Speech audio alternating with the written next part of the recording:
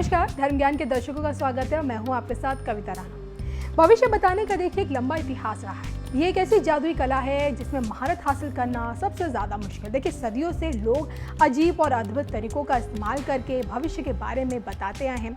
France के महान भविष्यवक्ता नास्ट्राडामस, बुल्गारिया की बाबा वेंगा, अमेरिका के एडम्स, भारत के बेजान दारूवाला, इन नामचीन भविष्यवक्ताओं में एक नाम ऐसा भी है जिनकी हथेली में भविष्य रेखा मौजूद थी। हम बात कर रहे हैं अंतर्राष्ट्रीय स्तर पर हस्तरेखा शास्त्र को पहचान दिलाने वाले महान हस्तरेखा शास्त्री काउंट लुइस हेमन, जिन्हें दुनिया कीरो के नाम से जानती है।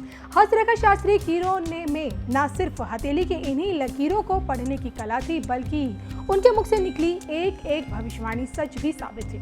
भारत के संबंध में कीरो ने क्या क्या भविष्यवाणी की थी, उस पर जाने से पहले आपका ये जानना जरूरी है कि हस्तरेखा के जादूगर कीरो की हथेली में मौजूद थी भविष्य रेखा। यहाँ हम जिस रेखा की बात कर रहे हैं उसे अंतर्दीय ज्ञान रेखा के नाम से दुनिया जानती है। यह अमूमन दार्शनिक, कलात्मक और आदर्श श्रेणी के जातकों की हथेली में पाई जाती है। देखिए ये रेखा बुध क्षेत्र से निकलकर चंद्र क्षेत्र की ओर जाती है। कभी कभी ये स्वास्थ्य रेखा के साथ साथ चलती है तो कभी उसे काट भी देती है। गौर करने वाली बात यह है कि भाई हथेली पर यह लकीर साफ नजर आती है। इस रेखा के बारे में हस्त रेखा शास्त्र कहता है कि भाई जिन जातकों की हथेली में अंतर्दीय ज्ञान रेखा होती है वो अत्यंत ही भाग्यशाली होते हैं। मान्यता तो यह भी है कि भाई अगर ये रेखा चंद्र क्षेत्र के ऊपरी भाग में हो तो जातक में गजब की आकर्षण क्षमता होती है। इनके उठने, बैठने, चलने, बोलने और कार्य करने की प्रतिभा देखकर अमूमन लोग भी इनके फैन हो जाते हैं। तो इस रेखा से जुड़ी हैरान करने वाली बात यह है कि जिन जातकों की हथेली में ये रेखा होती है उन्हें आने वाले कल का पहले से ही अंदाजा हो जाता है। मान्यता है कि भाई ऐसे जातकों को सपने में ही अपने भविष्य की घटनाओं का आभास हो जाता है। कहते हैं कि भाई विश्व प्रसिद्ध कीरो के हाथ में भी यही रेखा मौजूद थी, जिसकी वजह से वो इस मुकाम तक पहुंचे।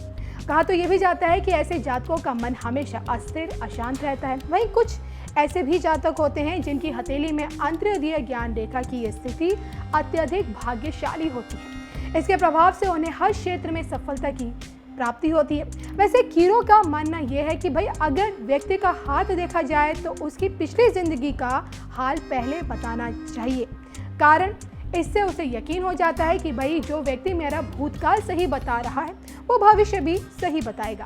अब अगर कीरो की भविष्यवाणियों पर एक नजर डालें, यहूदी अपने स्वतंत्र राष्ट्र की मांग करेंगे, इजराइल नामक एक राष्ट्र का निर्माण करेंगे और वहां लंबे समय तक युद्ध चलता रहेगा। उनकी भविष्यवाणी अक्षरशः सच साबित हुई। साल 1931 में कीरो ने यह लिखा था कि इस दशक के अंत में एक विश्व युद्ध होगा, इंग्लैंड भारत को आजादी दे देगा, मगर वहां मुसलमानों एवं हिंदुओं के बीच में इस सदी का भीषणतम खून खराबा होगा और इसी दौरान फ्रांस के साथ इटली तथा जर्मनी की जंग तय है तो अमेरिका जापान के साथ जंग में उलझेगा, जिसके नतीजे बहुत भयावह होंगे। तो वहीं आयरलैंड में एक गृह युद्ध होगा। तो कीरो की देखिए इन तमाम भविष्यवाणियों को सच साबित होते पूरी दुनिया ने देखा और जब वो भारत आए तब उन्होंने भारत को लेकर क्या कुछ कहा ये देखिए। भारत का सूर्य बलवान है एवं कुंभ राशि में है, इसलिए भारत की प्रगति को दुनिया की कोई ताकत नहीं रोक सकती। यहीं पर एक चेतना पुरुष का जन्म होगा जिसकी आध्यात्मिक क्षमता समस्त विश्व की भौतिक क्षमता से कई गुना ज्यादा होगी। वो गुरु शिष्य परंपरा का पालन करेगा। उनके अनुयायी हर धर्म, जाति व संप्रदाय के होंगे। तो भारत के संबंध में कीरो ने जो कुछ भी कहा उसमें एक ऐसे शख्स के बारे में बताया गया है जो न सिर्फ भारत का नेतृत्व करेगा बल्कि आध्यात्मिक क्षमता से परिपूर्ण होकर गुरु शिष्य की परंपरा पर भी चलेगा। तो कीरो की देखिए इसी भविष्यवाणी को लोग पीएम मोदी से जोड़कर भी देखते हैं।